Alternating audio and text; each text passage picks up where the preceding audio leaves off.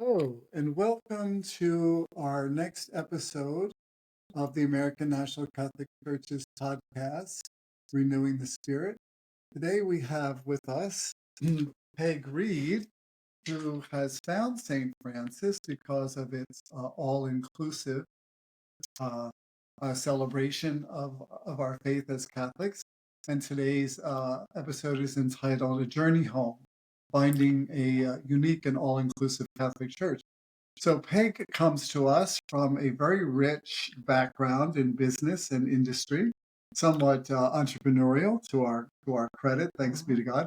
She has also begun to organize for us some important ways of getting the message to a larger audience in terms of a fundraising event that we're hoping is going to be very successful, the St. Francis First Annual St. Francis 5K Run in Bloomfield, New Jersey. So I wanted to ask Peg to be our guest today because we've been meeting pretty regularly and our discussions are so rich and meaningful that I thought that you, our audience, might find it interesting as well. So I'm going to turn it over to Peg and ask if she'd like to say anything more. So. No, thank you, Bishop George. I thought that was a wonderful introduction. So basically, what happened was I wanted to get back into a spiritual environment. And I was raised a Catholic, but the traditional Catholic Church was not going to fit my needs. So I sent out a series of emails to local churches around here, describing my family, describing me, describing what I was looking for. And it was a total of 6 churches I sent it to, uh, all Catholic, because again, I was raised there. So I only got a response from one, and it was Bishop George. Oh. And he was very clear that what he read in my email was indicative of me actually coming into the St. Francis home and being part of a community that would address my needs. And it was wonderful.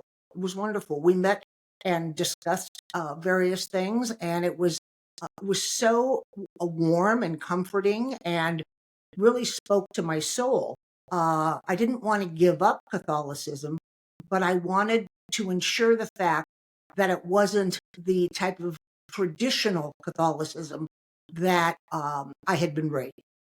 So it's interesting because when Peg and I first met, and I remember the email, and so she shared with me some of her reasons for looking for a more inclusive and Catholic expression of the Catholic faith that might really begin to provide a sense of belonging and compassion and mercy, all of which we were raised with in the Catholic Church. And so I think a lot of times people, when they see the American National Catholic Church, they think we're part of the national Christian movement, which has a much more prurient and I think dangerous political message. We are not part of that. The reason we use national is because we're called to service in the United States. And also, sometimes people mistake us for the Tridentine Rite, which is the celebration of the liturgy in the Latin, but we really are a church committed to the reforms of Vatican Council II. And as a result of that, we are somewhat mandated by the command of Jesus Christ to love each other the way that he loved us, which was all inclusive. And so when Peg found us, our discussions for me were so enlightening because she kind of put me through my paces in terms of, our understanding of Catholic theology is expressed in Vatican Council II, and also a kind of maybe for both of us a little bit of a refresher about what are some of the really important kind of elements of what we were raised with in the Catholic Church. And so Peg is a great example for many of us who found our way to the American National Catholic Church of reclaiming our faith, of really reclaiming our Catholic identity in really important ways. Right? Yeah. Well, and that's what was beautiful about so far has been about the journey, is that I was questioning sort of the God of my own understanding, and what embodied that, and what did he look like, and how did he express himself? And Bishop George was wonderful about explaining that to me, because quite frankly, being raised in the Catholic Church, I went to Catholic primary school and Catholic secondary school. no one ever addressed this. And so that was very uncomfortable for me. And again, what I wanted to do was reclaim sort of my Catholicism, but in such a way that I understood some things, as in who is God, what is God, where does Jesus fit into this picture, what's the Holy Spirit about. And Bishop George was wonderful about giving me some real instructional comments about how these things translate. So I was enormously happy. I was very happy about this whole process. I just love some of our very kind of gentle and almost organic and spontaneous discussions that Peg and I have, because it really speaks about so many of us who have a deep spiritual hunger. We have a deep need for a connection with the divine. St. Augustine in his Confessions tells us that, "O beauty ever ancient yet ever new, our hearts are restless until they rest in you."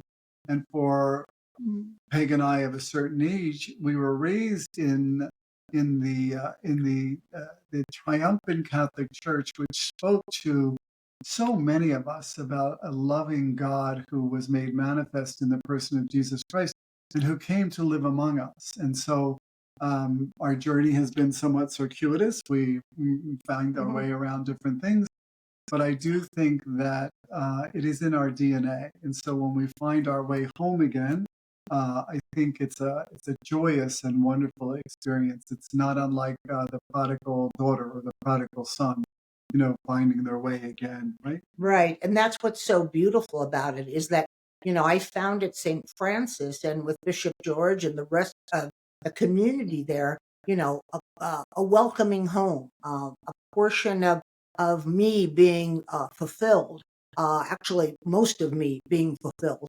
And that was wonderful. It is wonderful. And it's something that has now created my interest in finding out even more. And Bishop George is, oh my God, he's brilliant at understanding the whole theology and all these. I mean, I put some questions to him that I thought he wouldn't be able to answer, and he's answered them beautifully. And so this for me has been a really remarkable journey, and is something which is why I wanted to do something for the community to bring more people in. I want to address, the public so that they have an opportunity to understand who St. Francis is. So I was thinking about what would be something that could address that. And I thought a 5K run would be a great way to involve others, because so many people love to run. So we're going to be doing that in Bloomfield in October. The dates are forthcoming, and we're going to, it's going to be a interesting run, in the sense that I'm sure Bishop George will do some kind of blessing at the beginning, and then give a little bit of understanding about St. Francis. We're also going to be contributing some of the funds that are collected to the Covenant House, which is in Newark, and then to our capital fund as well, because we do want to find a permanent home. Currently, we are renting the space we're in, and it's wonderful. However, not sure it's available. So we do want to find a permanent home. So I'm really hoping that we get a lot of attention, a lot of people that come, and a lot of people that understand that I didn't even know this church existed. So this is going to be an eye-opening experience for a lot of people. And I think God sends us, all of us, you and me included, exactly what we need. So Peg is, maybe you can't see on the video, but my face is red. Peg is swelling my head a little bit, right? I think we're each other's biggest fans. But what Peg is talking about is, I think, again, a kind of a principle in Catholic theology about who we are as human beings, and that St. Augustine reminds us that in God's economy, meaning in the economy of God, which is the whole household of God, there are no coincidences. And this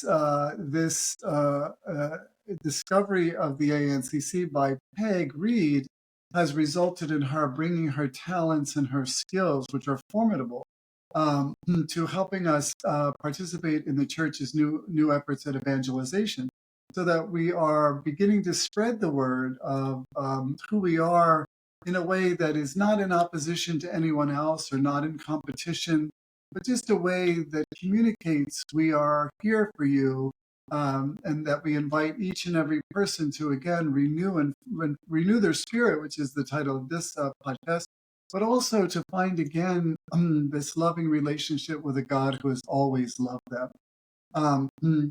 We didn't talk too much about Peg's resume, so I'm going to ask her to just speak a little bit about her history in business and how she's now bringing that to bear.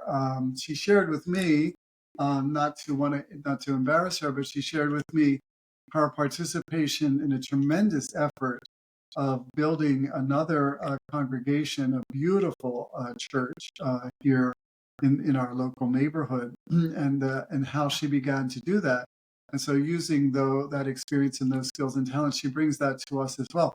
But maybe, Peg, talk a little bit about your background. Right. So my background consists of I was involved in the trading markets. So I traded currencies and bonds for years at investment houses. I covered hedge funds, central banks, and large private equity firms. So I was really at the forefront of dealing with the most aggressive and the most intellectual people in the investment market. And so from that, I learned a tremendous amount of skills, which is what I think I can bring to St. Francis. I think my ability with which to recognize what's needed and then create a plan in order to execute that, and then fulfill the objective is something that I'm very good at. I say it humbly, but I'm very good at. And so I'm looking forward to being able to take that skill set and not only this 5K run, but other things that I can do at St. Francis to make a difference. Yes, and we're so really appreciative of this. The other point that Peg had noted is, interestingly enough, we've been St. Francis of Assisi, which is the cathedral parish of the American National Catholic Church, and we'll give you the websites and that information at the end of the podcast.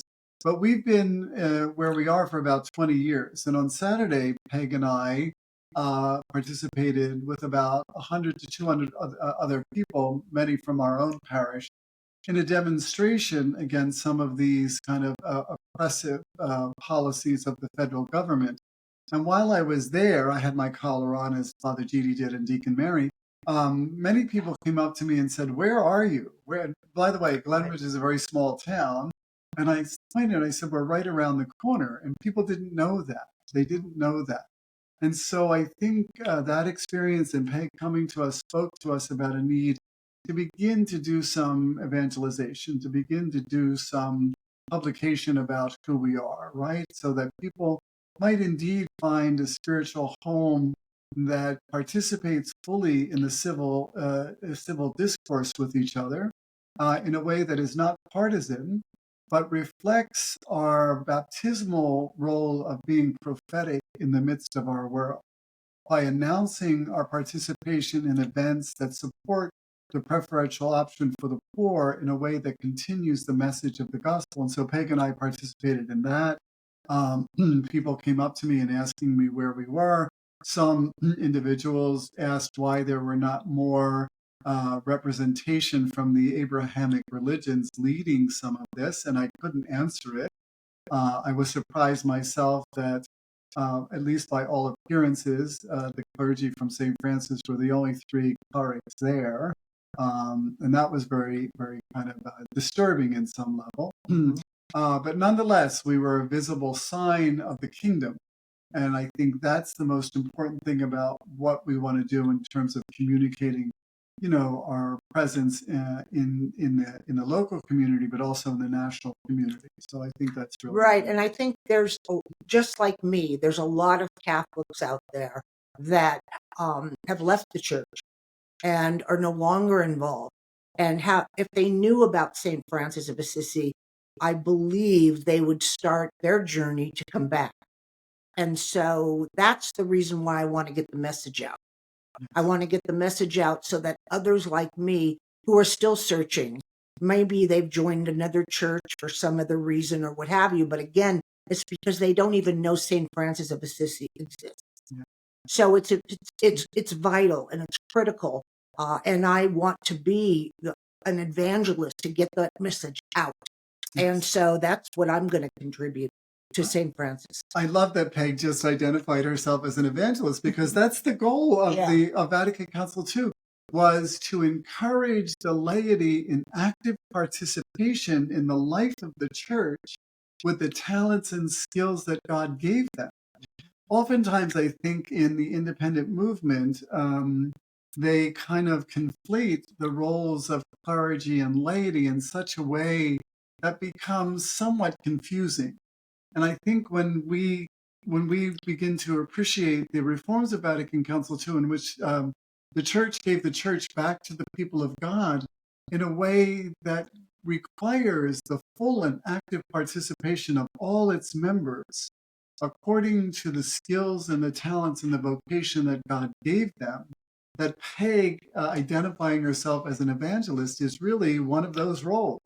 How is it by what we say and what we do and how we behave, communicate, that you and I are called to love God in the way that Christ loved us? And I think that that's what Peg and I and the parish gets very excited about sometimes, right? Right, absolutely. And that's where I think I can make the biggest difference. And I think that my ability in which to, let people know who Bishop George is, let people know who the other clergy is at the church. And for those Catholics that have unfortunately fallen away, let them come back and experience what we have to offer.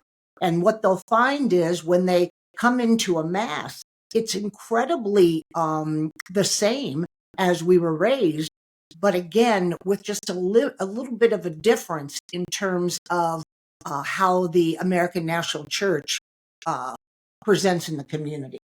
Yes, and I think that's one of the elements for us as Catholics, that there needs to be some familiarity. There needs to be some recognition. I think, as all of us as human beings, our language edifice begins to increase our safety and our security and our comfort. And someone who deals pretty regularly with individuals who are in some kind of pain and distress, the use of language can bring comfort. It can bring peace. It can bring a measure of safety in the world, as opposed to feeling threatening or somehow feeling disinviting. And so we don't necessarily look to criticize any of our brothers and sisters. We just really want to communicate as best we can. By the way, we're not perfect either. I mean, I don't think that the American National Catholic Church or St. Francis is for everybody. But if you find your way there, I think that you'll find a way to discover some way of finding meaning again in the expression of our faith in a way that you're familiar with. And you don't need to go through books and look through books and change pages and which is really uncomfortable, I think, for Catholics. Our Vicar General, Father Matthew, says that if a Catholic stands up and walks out of church, it's taken a long time for them to get there, right? Yeah, and so I think if you've done that, we want to say welcome home. Find another way to land with us, right? If you can, right? Right. So yeah. Right. And I'm a very critical person of environments that I get involved with. So the fact that I found this environment, and I was, I sort of did the litmus test myself about where it stood. It checked off all of the, boxes I had. So that for me was comforting. And as I said, there's not a lot of right or wrong or condemnation or anything like that is within this sector. And so that also for me is comfort. Nobody's standing up there and telling me I'm a bad person for this or that. So, it's a beautiful environment. And I think in some ways the appreciation of our humanity and our frailty for me as the pastor there as well, helps us recognize that we should move to compassion rather than judgment. One of the taglines at St. Francis is, we'll do the loving and we'll let God do the judging. And I think that it is hard for us sometimes, me as a human being too, right? I was thinking as Peg was giving us a little bit of her background, that she's probably very happy to not be in the financial markets today, right? Because I think it's so topsy turvy. Right. And again, the the requirement for us as people who follow Jesus Christ is to speak into that in a way that unites rather than divides, in a way that says, you are my sister and brother, and we are somehow required to care for each other. And so our behavior should be the antithesis of greed, and it should be the antithesis of me first. It should really be about us in community. And hopefully that's when we come together, that's absolutely. And that's the message that you'll hear and is actually being expressed and in action at St. Francis. And that's what you want. It's one thing to say it. It's another thing to actually live it. And St. Francis lives it. Yeah. So, I hope that more people find us, and that's my job to ensure that. And it's so wonderful. And I do know that that in my experience, that my own sense of failure, my own sense of need for forgiveness, my own sense of both being judged and judging others doesn't ever serve us well. And I don't think that was ever the intent of any church to do that. And I really believe that with my whole heart. But sometimes we get distracted, and we read in the Gospel of Matthew that we can't serve two masters. We can't serve God and mammon. And so in some ways, we pray that by Peg's participation, by your willingness to listen to us on our podcast and participate with us as you can, that we'll remember that we are all called to stand on level ground at the foot of the cross, and to be kind and gentle and Christian to each other. I remember always in seminary, I was reminded that our first description at Antioch was the people pointing at us and saying, look at those Christians, see how they love each other. And so that's the requirement for us, right? That's the requirement for us. So I think maybe, Peg, this has been great. So maybe you and I will have another episode. Right? Absolutely. And maybe we'll explore some of the questions that you had, because I think some of the people have some of those questions. Absolutely. And we'll continue the discussion. But I really want to thank Peg for joining us today. And Peg, as many of us, comes from a place in our own lives where there are other activities and stressors and things that we have to do. And so, but I love that when we make time to talk about God, when we make time to talk about our faith and our spirituality and our longing, that there's a kind of almost a fulfillment in the discussion that we find our way there. Yeah. Exactly. I mean, I've been missing this for years and years. Yeah. So now to come home is wonderful. Yeah, I love that notion of coming home, right? Yeah. I love that notion. So thank you for joining us, and please look for us next week with our next episode, in which we'll be discussing Holy Week and the celebration of the Triduum, which is the celebration of one feast over 3 days. So I hope that you'll be able to join us. Before we go, I wanted to thank Peg again for joining us, but I also wanted to give you our website, which is www.the,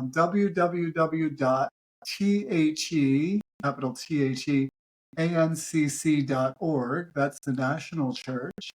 I also want to give you the website for St. Francis of Assisi in Glenridge, but all of our parishes have a website. So if you go to the National Church, you'll be able to click on the link to our parishes around the country. We have 14 of them. Each of them supports several missions. At St. Francis, we support Covenant House. Peg is actively involved with that.